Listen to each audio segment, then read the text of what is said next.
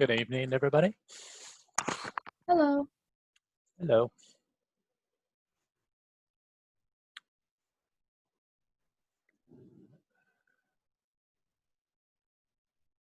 Okay, I think I've got everybody in here.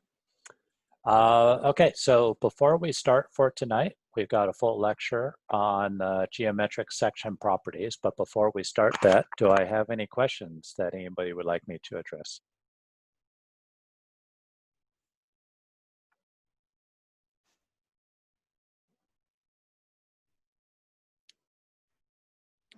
Okay, yes. I was doing homework earlier, and problem 2-10 was a little confusing for me. I sat there for a couple hours trying to figure it out, and I just couldn't figure it out. Okay. Let's take a look real quick.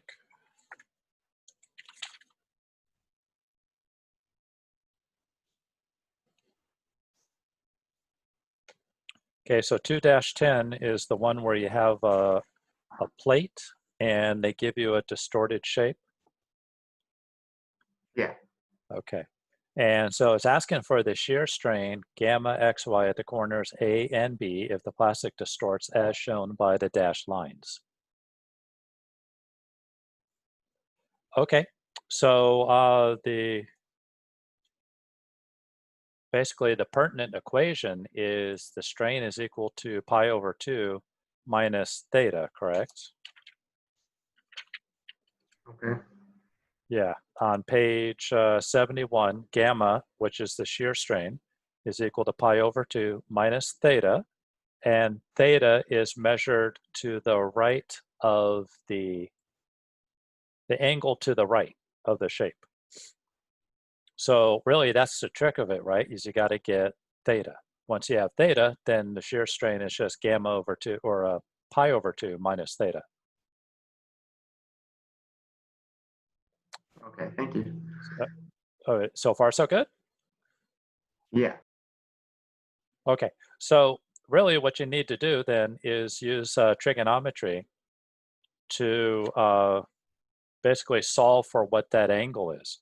So in other words, that angle A,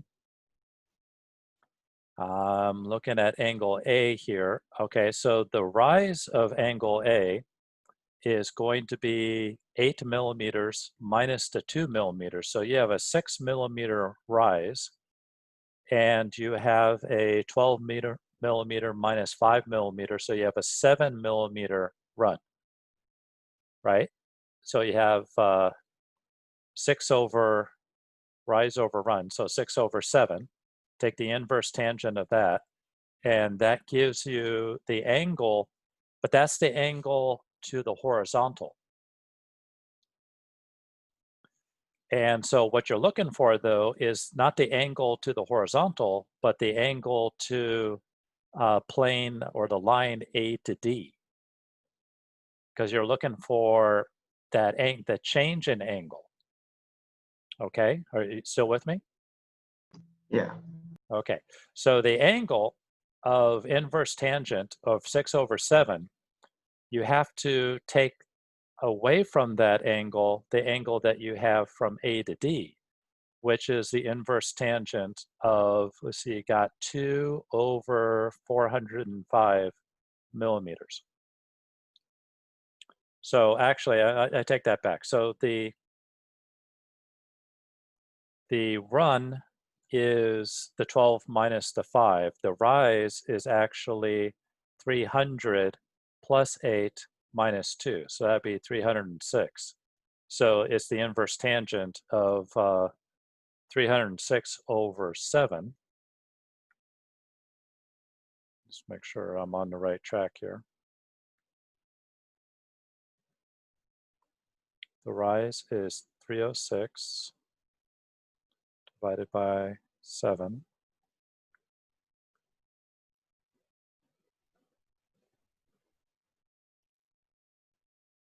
Okay, so that was kind of dark in here, 88.7 degrees. But then you have to take away from that the angle of line A to D, in its deformed shape. So that is 2 over 405.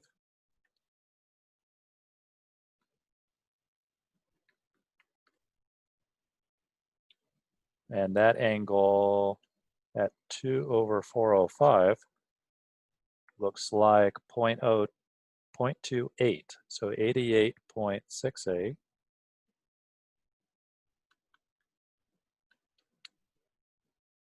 Is 88.41.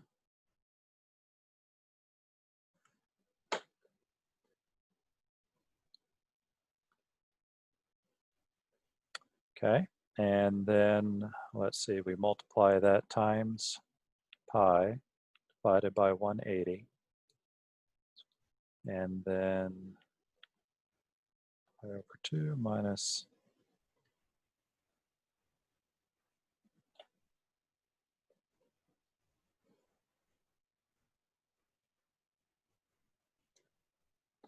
okay, I mean, I just did that really quickly in my head, so the odds of me getting that right on the spot are kind of slim, but I got 0.02775 radians.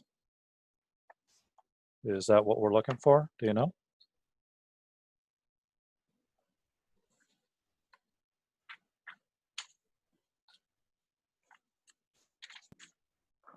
Not really. Gamma A is 27.8 times 10 to the minus third, which would be, I think that's right, 27.8. I got 2775. Okay. I think that's the right answer. Okay, thank you. I mean, did that help, or do you want me to explain it again? No, it's okay. I think I got it. Okay. Okay, good. Yeah, that was problem 210 for those who are just tuning in. Do you have any other questions before we start tonight?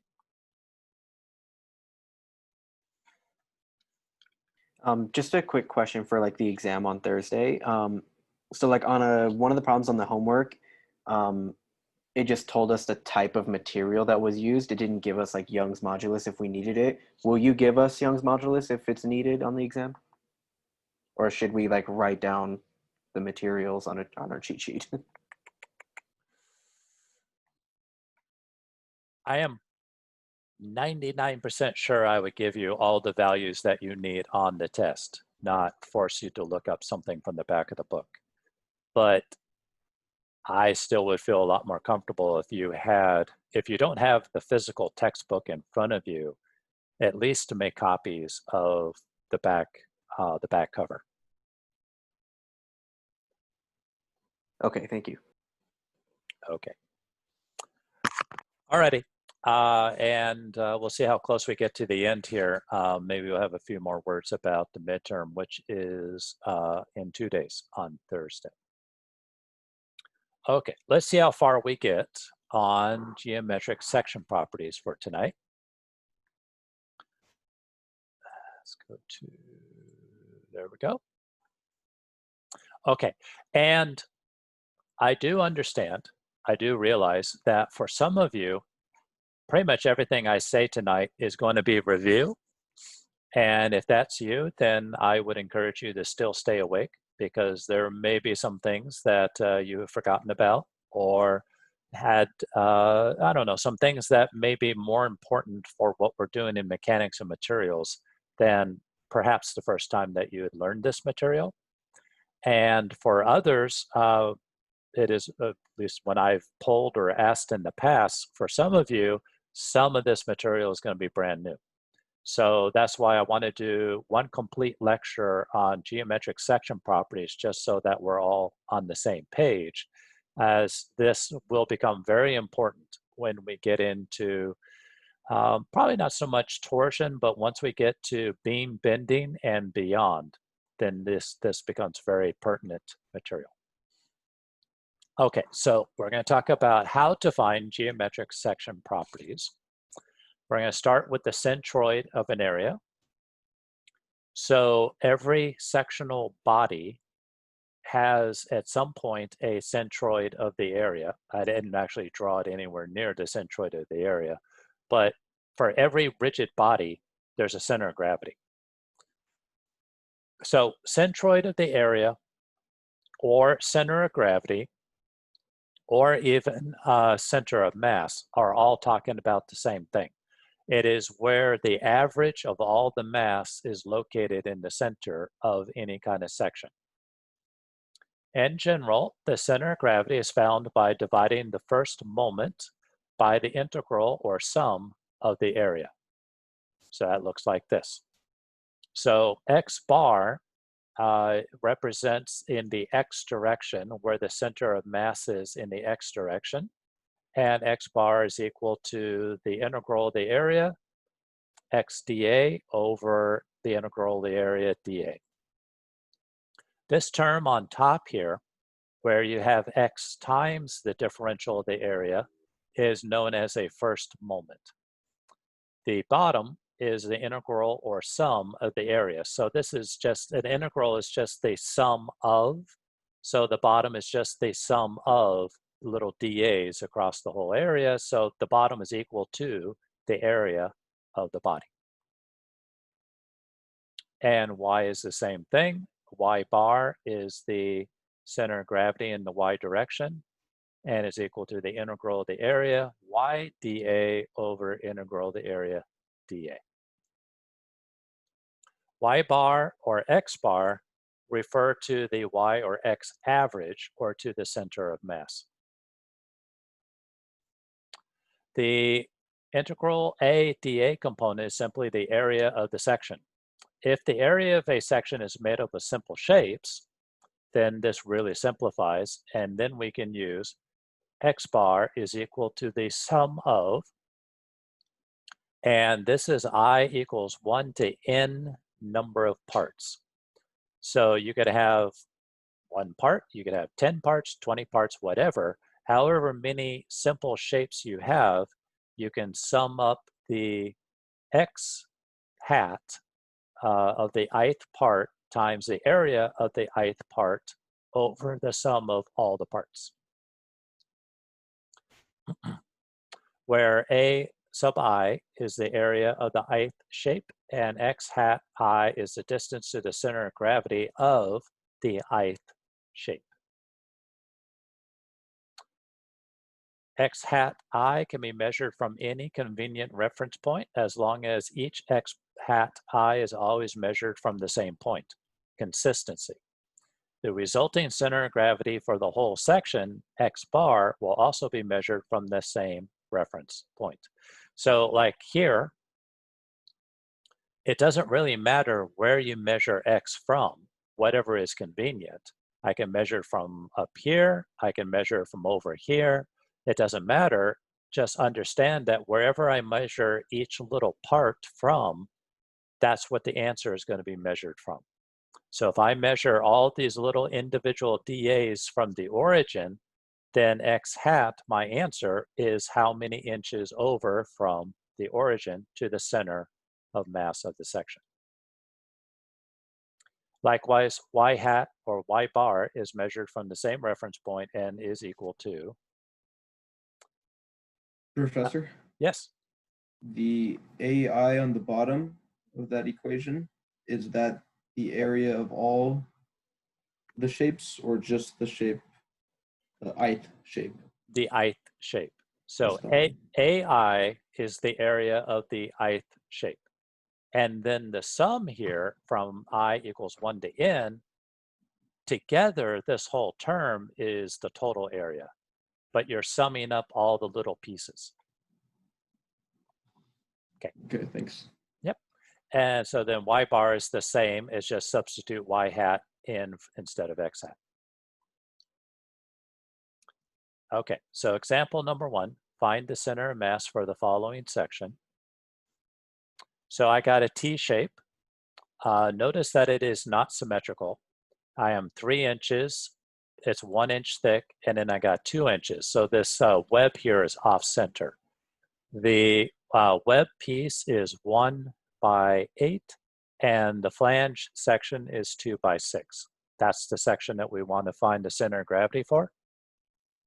Solution, start by defining the reference point and the applicable areas. We will use the intersection of grids as a reference point and label the two areas as shown. Okay, so again, you could use anything as a reference point. It doesn't really matter, but whatever you use as your reference point, understand that's what you're measuring your center of gravity from. So I'm going to take right here, this point is my origin. I'm going to take that as my reference point, where the circle is. And I'm going to, again, arbitrary, but I'm calling the flange area 1. I'm calling the web area 2. Then we find x hat I and y hat I for each ith shape up to n. So in this case, n is 2. I have 2 shapes, and a sub I is a1 and a2.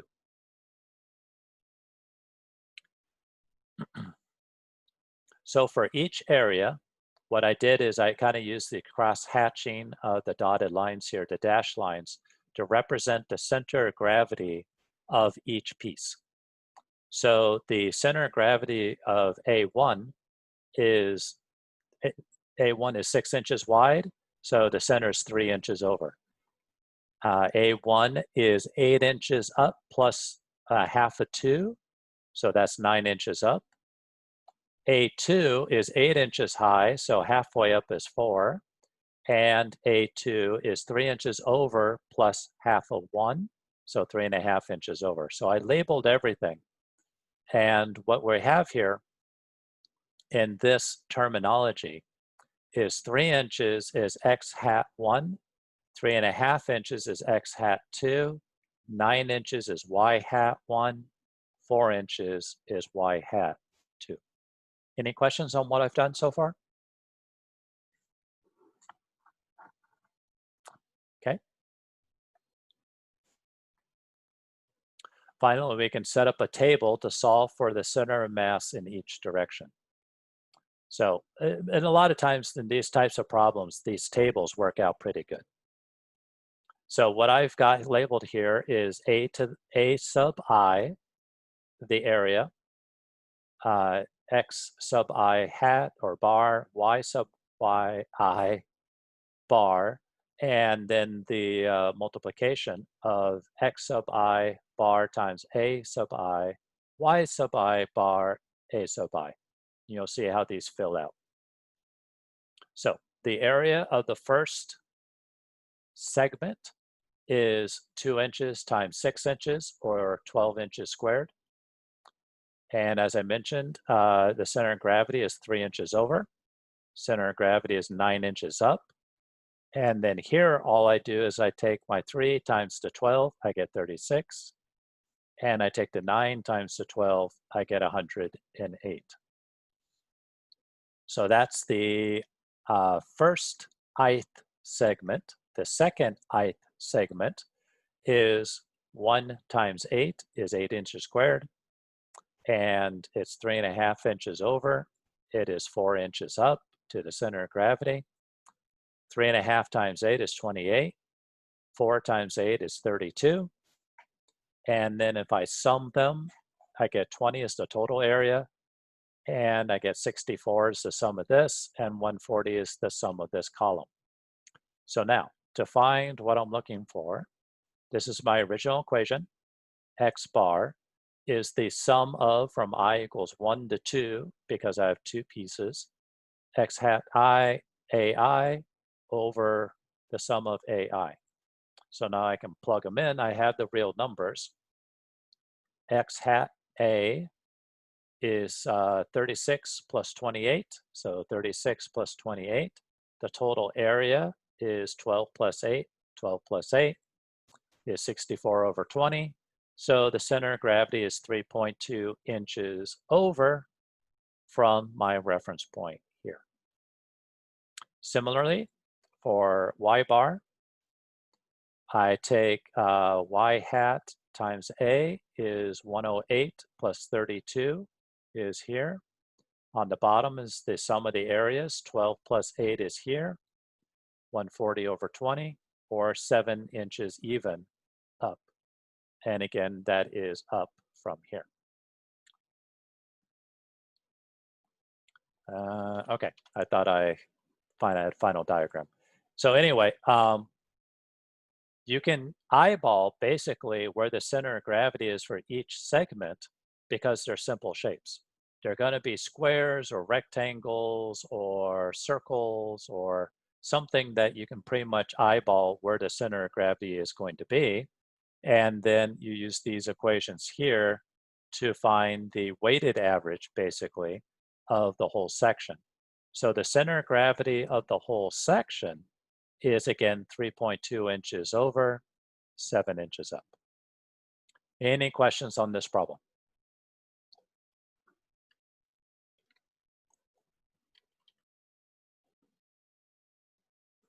Okay. Negative areas, or holes, are treated the same, but have a negative area. So example number 2. If I have a 10 by 12 plate that has 2 holes in it, one hole is a 2 by 2 hole and the other one is a 2-inch diameter hole, how do I find the center of gravity? So here's my plate. It was fashioned from a 10 by 12 total plate, but I punched out these 2 holes. How does that affect the center of gravity? Okay, so for this plate, solution, I'm going to establish a grid system. So I'm going to, again, arbitrary, but I'm going to assign that the origin is the lower left corner here. I'm going to designate my areas. The whole plate is A1, the square hole is A2, and the round hole is A3. With the center of gravity for each, and again, you can just eyeball these. The center of gravity for the 10 by 12 plate is 5 by 6. This hole here, so you look up here, the hole is located at 2 inches by 2 inches off the corner. So the center of gravity is 10 minus 2 is 8, and 12 minus 2 is 10. And likewise, this is defined down here, the center of gravity is at 2 by 2. So I have 2 by 2. So this gives me the center of gravity of all 3 pieces. So now we can set up our table. And I move some things around to make some room. So here's my table. And this time I have 3 segments. So I, 1, 2, or 3. Same format. And I'm going to put in here. So the area of the total plate, this is a bit trivial, but 10 times 12 is 120.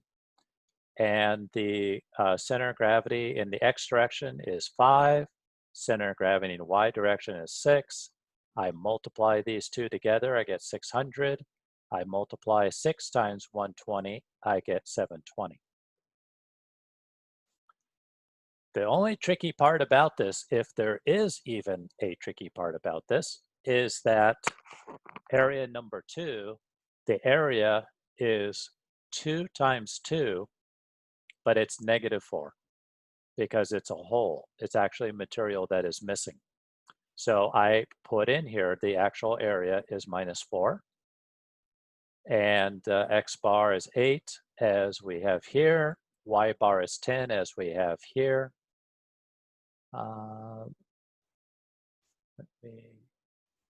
If this is easier to see. And so x times a is 8 times -4 is -32. Y times a is -40. The area of the circle has a radius of 1 inch. So pi r squared is 3.14. I rounded it to 3.1, and it is negative because this 2 is a hole. So x bar is 2, y bar is 2. 2 times -3.1 minus 6.3 minus 6.3. And here are my sums. Okay, so here's my equation. I sum from I equals 1 to 3 parts now, x hat a over the sum of I 1 to 3 over a. So then I can just plug them in. My x hat A is 600 minus 32 and minus 6.3. So yeah, you could just take the 561.7 and put it right there. And the area is 112.9. You could just put that right there. I was just breaking these up into the three pieces so you can see how the summation works by adding the three pieces. But there's the 561.7 from here, 112.9 from here, and center of gravity is 4.98 inches from the corner. As you can see, these holes made very little difference in the center of gravity. It was 5, punch the holes, now it's 4.98. In the y direction, we have the same thing, only this time we're plugging in the 720 minus 40 minus 6.3.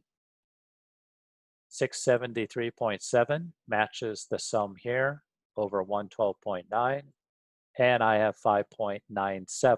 Again, very small difference from the 6, but it did change it. Okay, any questions on this slide?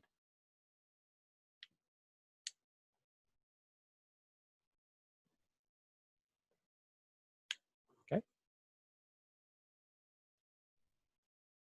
Example number 3. All right, so what do you do if you cannot eyeball exactly where the center of gravity of the pieces are? Well, if this is a shape that you cannot eyeball where the center of gravity is, then you have to go to the generic or the general form, and you're going to have to integrate.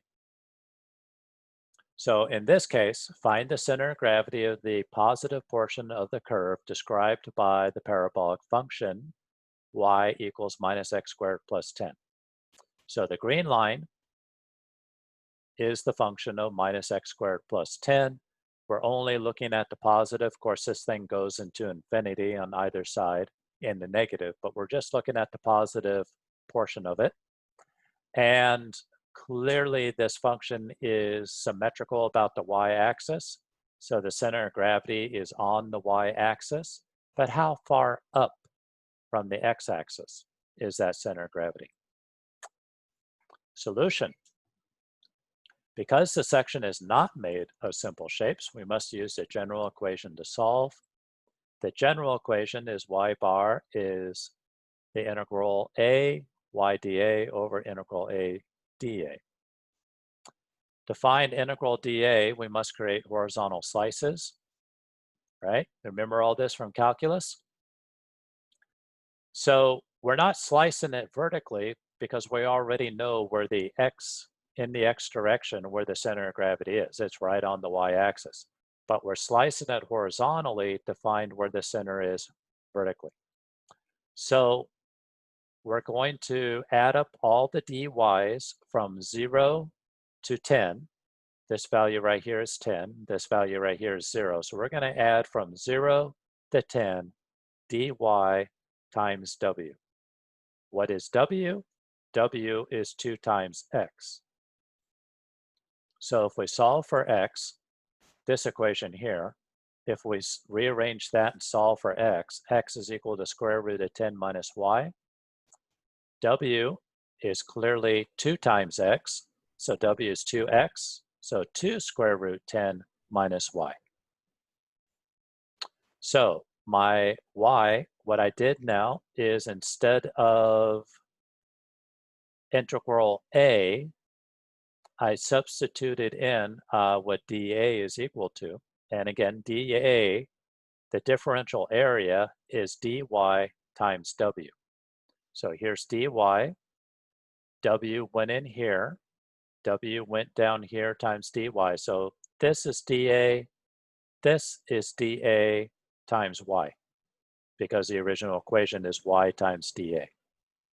And then I'm integrating from 0 to 10. Everybody following along so far?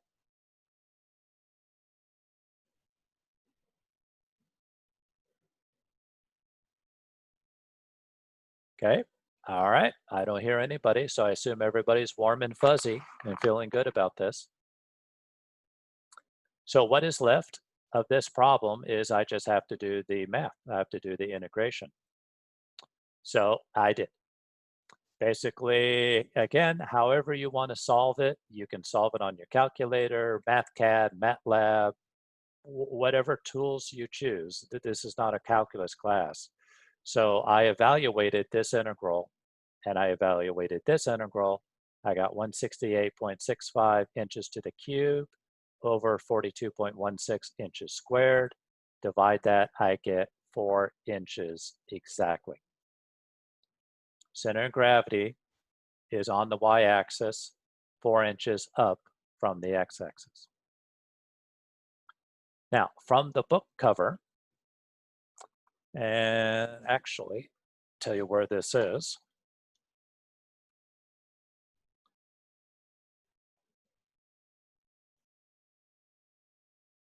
Hopefully I can tell you where this is again. Oh, it's on the, oh, here it is. Okay, so those of you who have your textbooks, this is on the front book cover, not the back.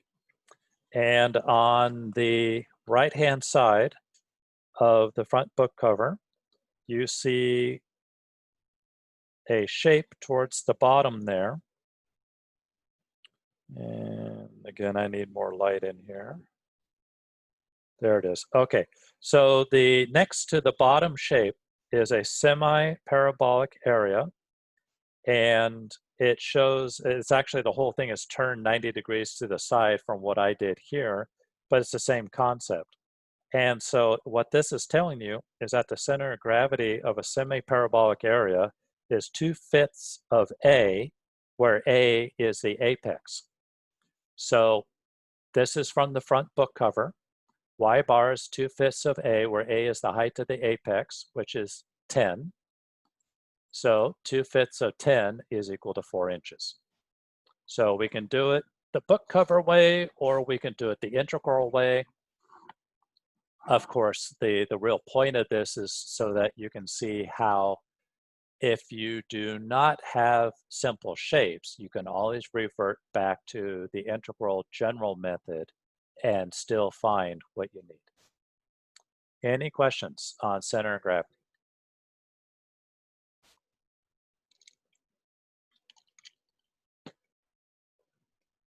Okay. Let's then shift gears and talk about moment of inertia. The moment of inertia is a body's resistance or stiffness to bending, stress, and strain. If you have a beam that is in bending, it is the moment of inertia that is the measure of how stiff or not stiff a beam can be. So I go back to my most general form. I have this random shape. I have a little dA section, and I have a, again, a random reference point, but I'm measuring x over and y up to this differential. The moment of inertia is labeled as I sub x if it is rotating about the x-axis. So if you're looking at a body that is rotating about the x-axis, or we say the moment of inertia about the x-axis, then it's little x. And that is the integral of a y squared dA. And of course, y is the vertical distance from the horizontal axis, x, to the differential area. So again, I sub x is the moment of inertia about the x-axis. And because this is squared now, this is known as the second moment. And on the y, moment of inertia about the y-axis is x squared dA, as measured here. Okay, so the moment of inertia can be found about any axis at any location. The minimum moment of inertia is always found about the center of gravity of the body itself. And I got some illustrations for that. But basically what I'm saying is that there is no one moment of inertia. There are actually an infinite number of moments of inertia, because you can take this body and you could spin it about this axis, the x-axis. You could spin it about the y-axis, or you could spin it about some diagonal axis, or you could spin it about some other diagonal axis. You could spin it about any axis. So there are technically an infinite number of moments of inertia, but we can't deal with that. We don't want an infinite number of anything. So the first thing we're going to do is we're going to limit it to the x-axis or the y-axis, and then we're going to define where the x-axis is, where the y-axis is. If we define the x-axis to go through the center of gravity of the body, then that is the minimum moment of inertia that you can find. The moment of inertia can be found about any axis at any location. I just repeated this. Minimum moment of inertia is always found about the center of gravity of the body. Okay, so if I put my axes, my x-axis, through the center of gravity of this rectangular section, then when I spin this, and when I rotate this about the x-axis, this is what you're doing. Okay? So hopefully this reads for you, but basically I'm taking this shape in an isometric view and I'm rotating it. And you can kind of picture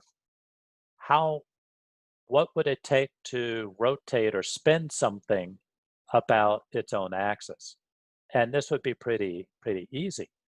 As opposed to, if we move the center of gravity away from the axis of rotation by a value of d, then, okay, so if I take the same shape, but now it has been raised up above the center of gravity, or the x-axis, by this value d, then to rotate it is like this. Okay, so we're not actually rotating a section, but it's an analogy. If it's rotating about its own axis, it's really easy to rotate. If it's rotating about some extended axis d away, then it takes a lot more effort to rotate this. And that's what it is for moments of inertia. Moment of inertia about this displaced axis is much larger than the moment of inertia when rotating about the center of gravity axis. Like so.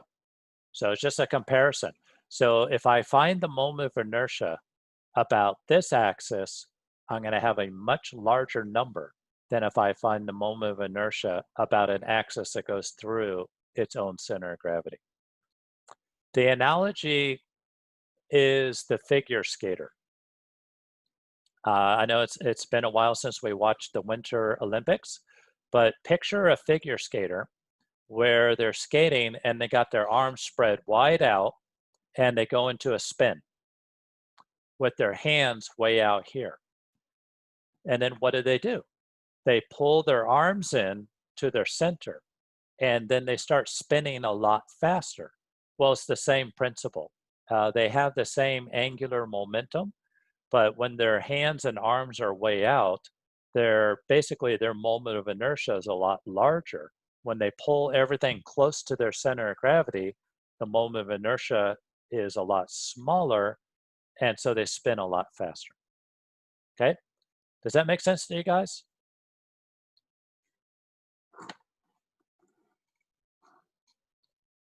Is anybody brave enough to tell me that they're utterly lost, or are we doing okay?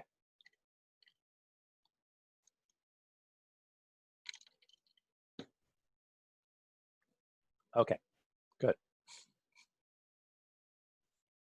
All right.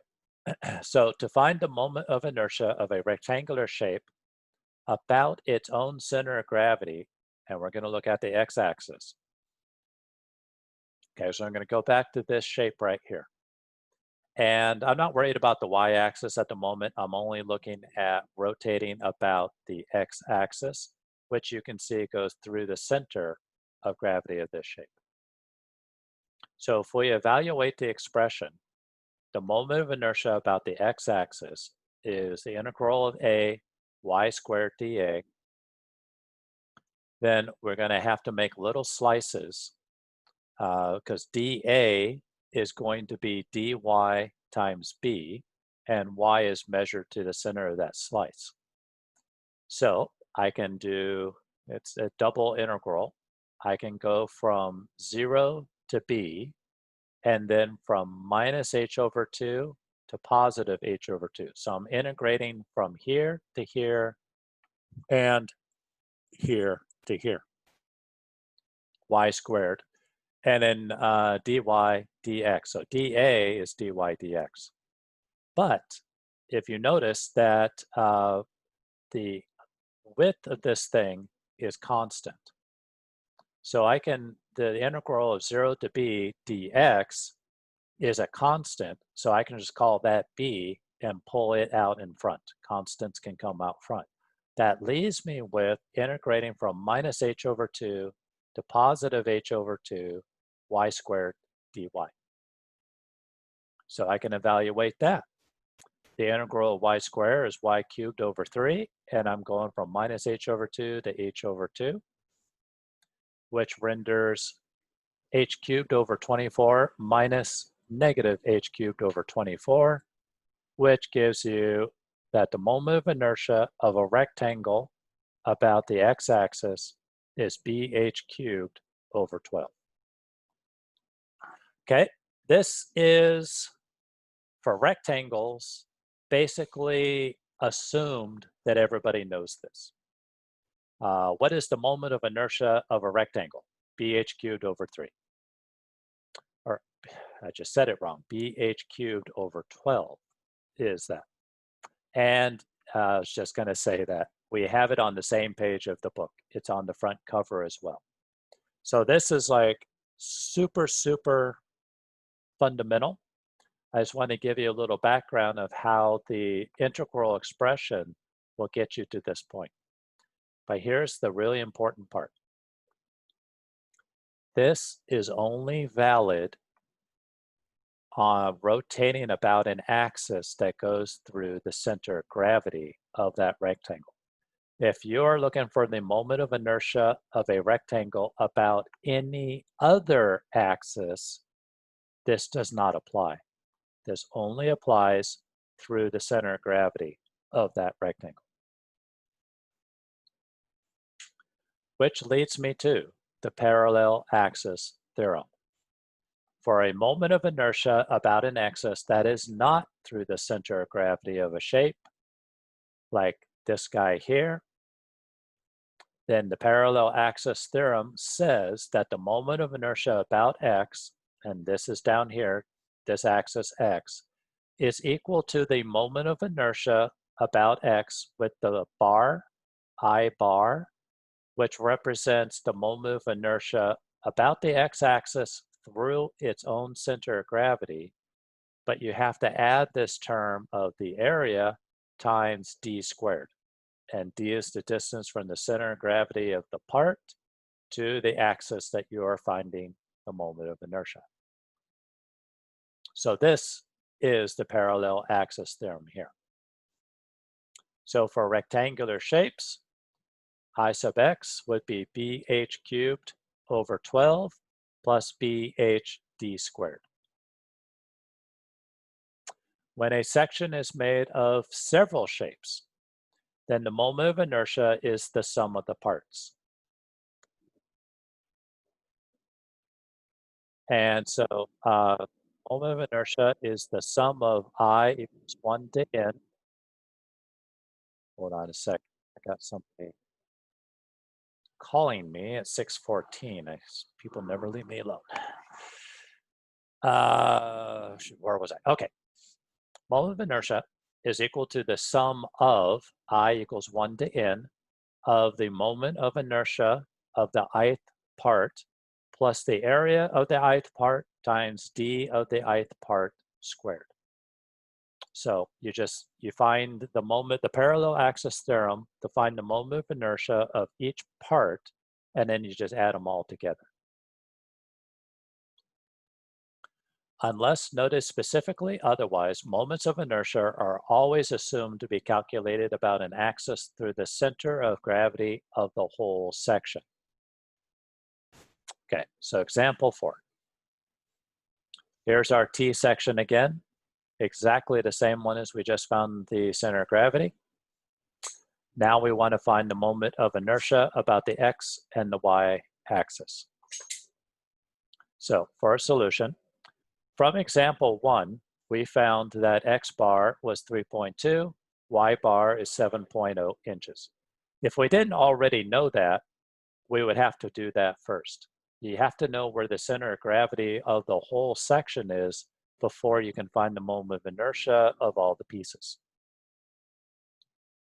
Okay, so here's my T section, and I've drawn this to scale. That's the center of gravity of the whole section, labeled 3.2 and 7.0 inches.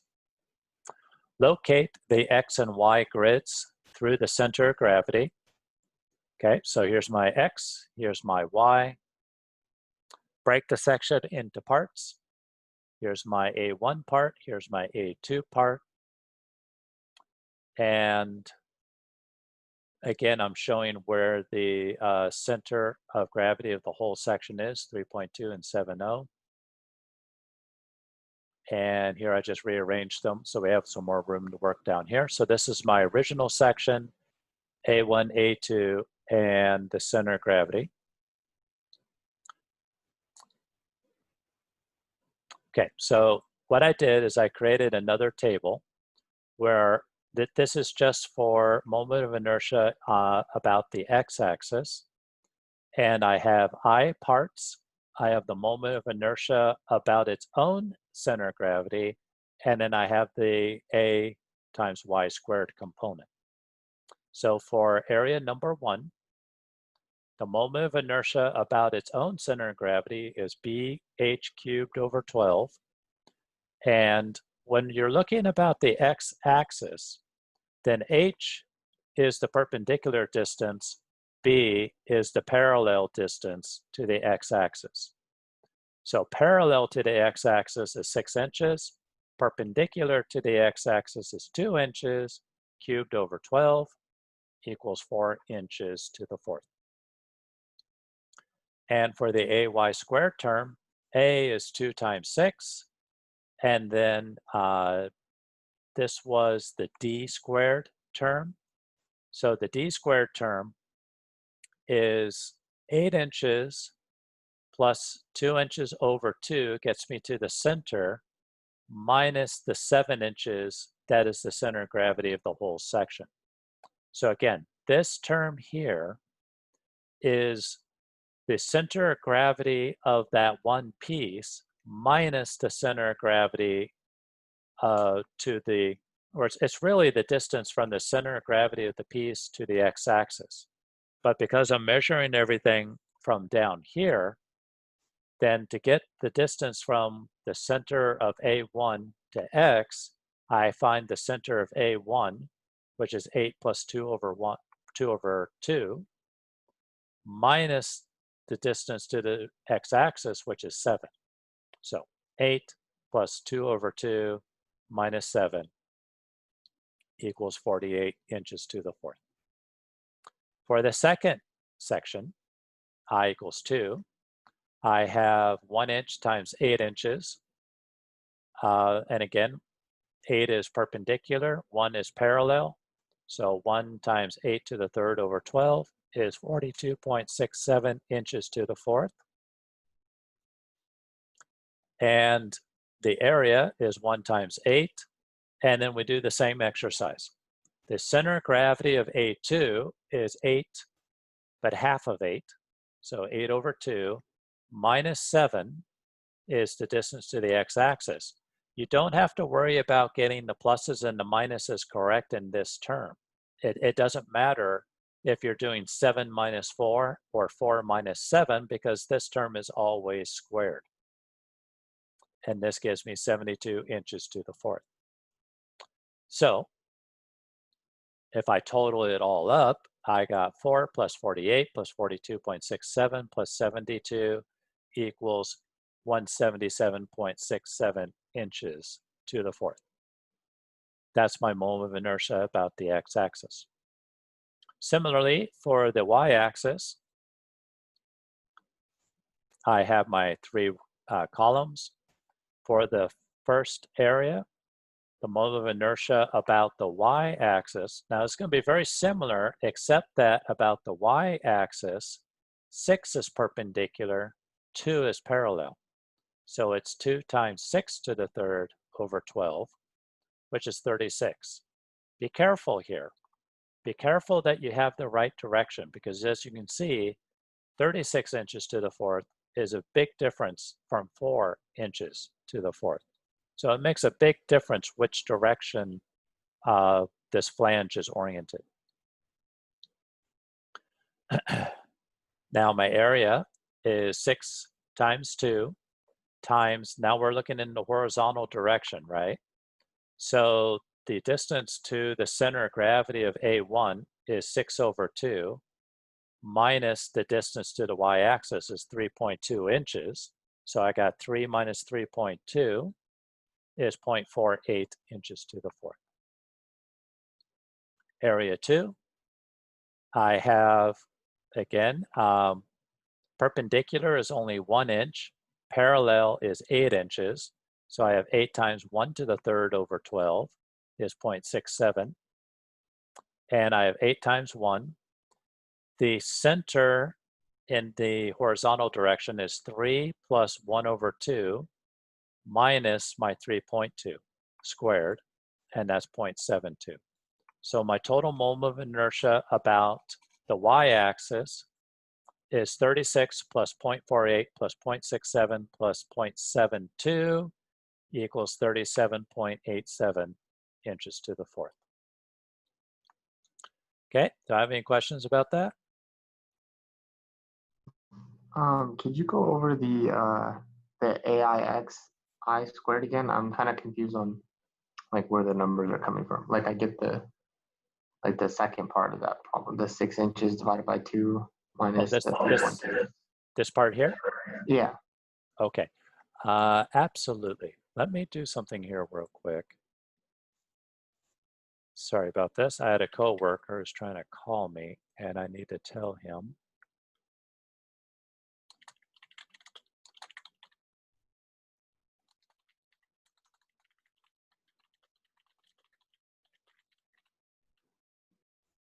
Okay, sorry about that.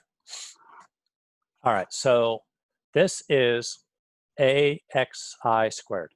So again, this is the moment of inertia about the y-axis. This is my y-axis. So we're looking at distances perpendicular to the y-axis. The first part of it is the area, right? So the area of the A1 segment is pretty easy. That's 2 times 6.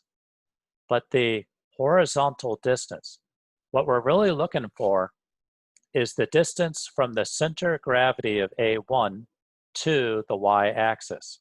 And you can see in that illustration, that's a pretty small number right there. It's the distance from the crosshairs to the axis. But how did I get that distance? I took everything from my reference point, which is the left-hand point is my reference point. So the center of gravity of the top flange is 3 inches. It's 6 over 2. 6 over 2 is 3 inches. Minus my 3.2 inches to the axis gives me my number in here. And then that squared times the area produces this 0.48 inches to the fourth. Okay, thank you. Okay.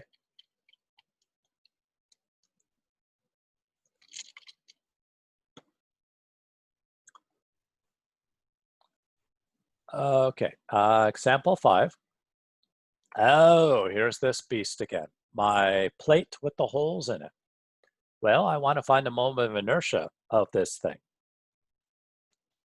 Solution. All right, again, from example 1, we had already found where the center of gravity of the whole plate lies. It's very close to the center of gravity of a whole plate, but it's off just a little bit because of the 2 holes. So I'm going to locate my grids. So here's my center of gravity at 4.98. 5.97.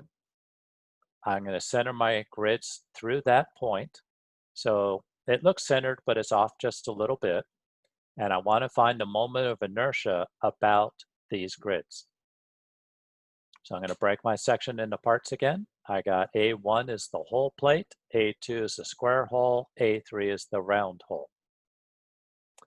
And there's my center of gravity again. Okay, and again, I just kind of pushed everything to the top so we have some room to work down here.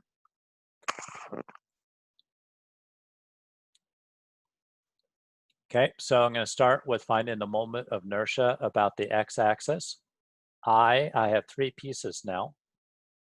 So for piece 1, the moment of inertia of the whole plate about the x-axis. So B is the parallel distance, that's 10, 10 goes here. H is the perpendicular distance, that's 12, 12 gets cubed over 12, I have 1440 inches to the 4th. The AY squared term is the area, 10 times 12, but now the distance. Okay, so you're going to start seeing a pattern here. That's why I do so many of these examples, so you can really pick up on the pattern. The pattern is my reference point, everything was measured from this corner. So I'm continuing to measure everything from this corner. The center of gravity of the whole plate is half of 12. So I did 12 over 2 minus the distance to the center of gravity is 5.97.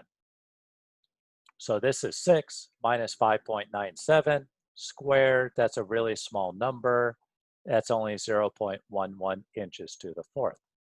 But again, it's not the numbers that count, it's the principles. For the second piece is my square hole. The moment of inertia is going to be a negative because this is a hole. So about the x-axis, the parallel dimension is 2, so 2 goes here. The perpendicular dimension is 2, 2 gets cubed over 12. I have minus 1.33 inches to the 4th. AY is minus again, because it's a hole. The area is 2 times 2, and the distance from the center of gravity of the hole to the x-axis is going to be the 12 minus 2 minus the 5.97 squared. That actually is a fairly big number, minus 64.96 inches to the 4th.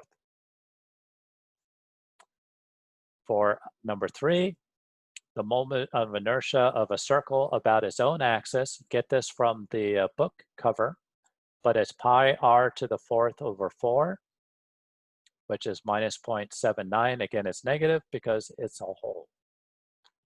The area of a circle is pi r squared. There's a typo. Slide 239.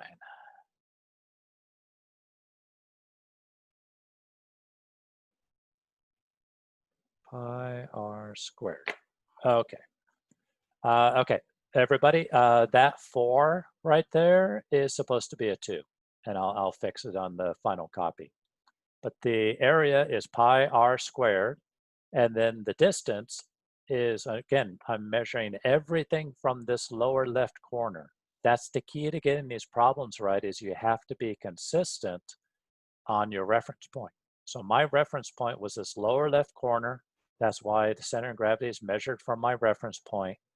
Well, the center of the circle is 2 inches up from that lower corner. So 2 minus the 5.97 squared, I get minus 49.51 inches to the 4th. So the moment of inertia is the sum of the parts. You add all 6 parts together. 1, 2, 3, 4, 5, 6. I add all 6 parts together. All the portions of the holes are negative, and I have 1323.52 inches to the 4th is the moment of inertia about the x-axis. If I find the moment of inertia about the y-axis, then for segment 1, again, y-axis is vertical. So the parallel is B, that's 12. The perpendicular is 10. 10 gets cubed. This is 1,000 inches to the fourth. AX squared is the area, 12. There's another big typo. Oh, this drives me crazy. Okay, this is I, y, 12 times 6, 12 times 10. My apologies. Again, that 6 is supposed to be a 10. So 12 times 10 is the area, and then the distance is, the width is 10, so 10 over 2 minus 4.98 squared gives me a very small number, 0.05. 2, the moment of inertia about the y-axis is really the same as the moment of inertia about the x because it's symmetrical. So it's 2 times 2 to the third over 12 minus 1.33. And the area minus 2 times 2. This time I have 10 inches minus 2 minus 4.98 gives me minus 36.48 inches to the fourth. Third is the area of moment of inertia of a circle. That's the same as before. And the area is the same typo as before. But this time I have horizontally 2 minus 4.98 squared is minus 27.9. So the moment of inertia about the y-axis is the sum of the parts. 1, 2, 3, 4, 5, 6 parts gives me 933.55 inches to the fourth. Okay, any questions about that problem? Sorry, I do have a question. Sure, fire away. So you probably mentioned it, but why was it 10 divided by 2 again? Or 12 divided by 2 is 2? You're talking here? Yes, on the AY squared and the AX squared. Okay. So this term inside the brackets, this term represents the distance from the center of gravity of the ith piece to the center of gravity of the whole thing. So every one of these inside these brackets, each time you see this inside the brackets, it's always the same thing. It's the distance from the center of gravity of the ith piece to the center of gravity of the whole piece. So here, where is the center of gravity of the solid plate measured in the x-axis?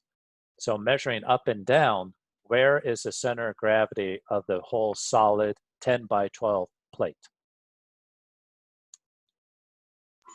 So, sorry. I'm pretty lost right now. And I'm like, I have to think about it. Well, see where my cursor is? See where the little red sun is? Yes. That has been my reference point for measuring everything. The center of gravity of the whole thing from this corner is 5.97 inches up and 4.9 inches over. Everything was measured from this lower corner. So if I say this is my reference point, where is the center of gravity of a plate that is 10 inches by 12 inches? Okay, so from the 5.97, 4.98, it's the one where the YX, where you put that label right there in the middle? No, Or- no, not asking that. Not asking that. From where the red star is on the lower left corner, Okay. where is the center of gravity of a 10 by 12 solid plate? No holes. Oh, okay. So oh man, sorry. I'm just having a big brain fart. Sorry. Okay, so the center of gravity is the center of that plate. Would not the center of a solid 10 by 12 plate be 5 inches over and 6 inches up? Yeah. Yes? Yes. Okay. So what is inside the brackets is the distance from the center of gravity of the ith piece to the center of gravity of the whole thing. The center of gravity of the first piece is 5 inches over and 6 inches up. So what goes in here is 6 inches up minus the center of gravity of the whole thing is 5.97. So 12 over 2 is 6 inches up minus 5.97 squared. Okay, it was like example 1, pretty much. Yes. Okay, Yes. okay. Yeah, Sorry, yeah. sorry. We're just doing the same thing over and over. Okay, sorry about that. I just had a big, like, I was just confused. Sorry. That's no problem. Let's go back to, everybody else, bear with me a second. But I'm glad that you asked that question because I don't want anybody to be lost because this is really important stuff. Let's go back to this example. Okay, so I have 2 pieces. I have a first and a second ith piece. And what goes inside the brackets, again, is the distance to the center of gravity from your reference point minus the center of gravity of the whole thing from the same reference point. So for this example, our reference point was right here, right where my star is, okay? And from this point, the center of gravity of the first piece here, the center of gravity from the first piece is 8 inches up plus half of 2, so that's 9. So that it's 9 inches to the center of the first piece minus 7 inches up is the center of gravity of the whole thing. So 8 plus 2 over 2 is 9 minus 7. We're doing the same thing. For the second ith piece, the center of gravity of A2 is 8 over 2 or 4 inches up. So I went 8 over 2 or 4 inches up minus the center of gravity of the whole thing squared gives you this. So yes, we just keep doing the same thing. Just keep in mind that for a moment of inertia in the x direction, everything is measured up and down. For the moment of inertia in the y direction, everything's measured left to right, perpendicular to that axis. Okay, so does that help? Yeah, that helps. Thank you very much. Okay, great. I was just trying to ask questions earlier, but my mic broke, so I had to Oh, get a different one. Sorry. okay. No. And thank you for going to the trouble of asking that. Seriously, I want to make sure everybody's at least following along so that when you sit down to do this for your homework, you're not completely lost. And again, everything we just covered up until now, everything we just covered was center of gravity of a section. That is going to be crucial when we do bending and combined loading is what it's called. So we're going to do bending first, then we're going to do combined loading. The moment of inertia is also going to be essential to finding stress and strain due to bending or due to combined loading. Okay, so all of that is going to be very important later on. We are very close to the end. I think what I want to do is save this last little section. It's not very long, but I think it's longer than 5 minutes. So let's save this part. This is slide 266. We will pick this up later after our midterm. Our midterm is on Thursday. So I did spend some time talking about this last lecture. The test is now in the system on Blackboard. The test is not available to you guys. You won't see it until 5:30. So log in at 5:30 and the test will be available. Now, the essential part of the security of this test is that I'm watching you take the test. So we're going to do a Zoom call at the same time that you're taking the test. And at the beginning of that Zoom call at 5:30, I will give you the password so that you can start taking the test. Okay? So I'll make sure it's clear to everybody that you have to have a working webcam or laptop with a webcam or something so that during the Zoom call, we can all see each other. Also, during the Zoom call, if you have any questions, I'll be sitting right here so you can ask me if you have any questions or are confused about anything on the test. Okay, so do we have any last minute questions about how we're doing that midterm? Professor, so we have to like go to the Zoom meeting first before we log into the exam, right? You can do both of them concurrently. Nicholas, yes, it's the same Zoom ID. The system doesn't know that it's not a lecture on Thursday. So to the Zoom system, it's just another lecture on Thursday. You can log into Blackboard and you can click on the test, but you're going to get to a point, if I did it right, you're going to get to a point where it's going to ask for the password. And I will give you the password at the very beginning of that Zoom call on Thursday.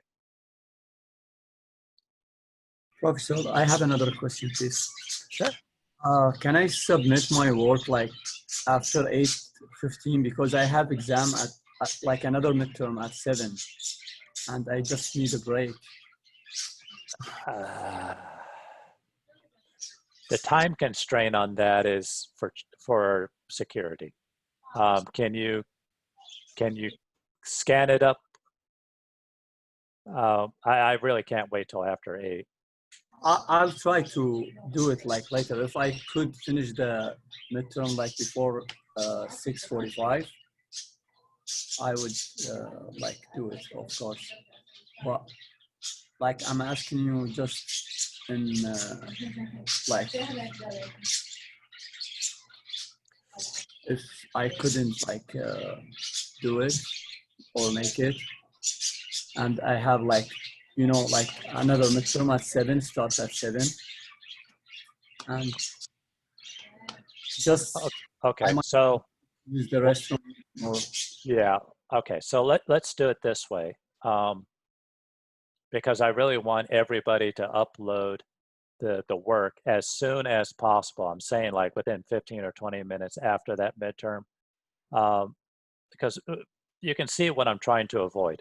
I don't want somebody to just put some fake answers on the test itself and then upload their hard calcs an hour and a half later after they've had a chance to collaborate with everybody else in the class and everybody has the same answers. We have to avoid that. What I would say is pretty much everybody needs to upload their work within 15 or 20 minutes. If anybody in the class, anybody specifically has another exam at 7 o'clock and it's gonna hurt them on that exam, then at least send me an email between 6:45 and 7. Send me an email explaining why and when you're going to send that exam up. And I will look at a case-by-case basis. But I don't want to make a blanket rule because, again, doing the best we can with COVID, but I got to do the best I can to maintain test security. okay, thank you. Okay. Does anybody else have any other questions? Yeah. Can you explain a little more about like the password during the test? Okay. The test has a password on it. So you're going to be able to get so far in opening the test, but then the test is going to ask you, what is the password? And this is all happening at right about 5:30, 5:35, because you're not even going to be able to see the test until 5:30. We're going to start the Zoom call probably about 5:25 or so. And I don't know, give it a few minutes for everybody to log in and get up and running. So say like 5:35, I'm going to announce what that password is. Once everybody gets in, they will have an hour and 15 minutes to complete the test. Okay, thank you. And then one more. So the test from 5:30 to 6:45, and then from 6. Correct me if I'm wrong. So 6:45 to 7 is when we upload the test, like scan it into like. Yes, turn it in. Okay. but yes, but those are rough numbers. Those are Okay. rough numbers. So If we just make actually, sure to get the test before 7. well, no. If we don't actually start the test until 5:35, 5:40, then you have 75 minutes to complete the test. So you may actually find yourself finishing the test 5-10 minutes before 7. Okay. In which case Mustafa will send me an email very quickly and then run to the bathroom. But for everybody else, you have 15 to 20 minutes from when you finish that test. So if you actually finish the test at say 6:50, then get me your work by 7:10, 7:15, something like that. And Okay. the system time stamps everything. I'll know when you finished the test, and I'll know when you uploaded your work. And just saying, let's make it reasonable. Okay. Thank you. Okay. All right. If I have no further questions, again, I think on Thursday, I'm going to open up the Zoom meeting maybe a little bit early just to alleviate any confusion and try to make it as smooth as possible. So with that, I'm going to end this meeting, and good luck on Thursday. I have a last question. Sure. Do you have office hours on Thursday as well? Yes, I will. Okay, thank you. Okay, you're welcome.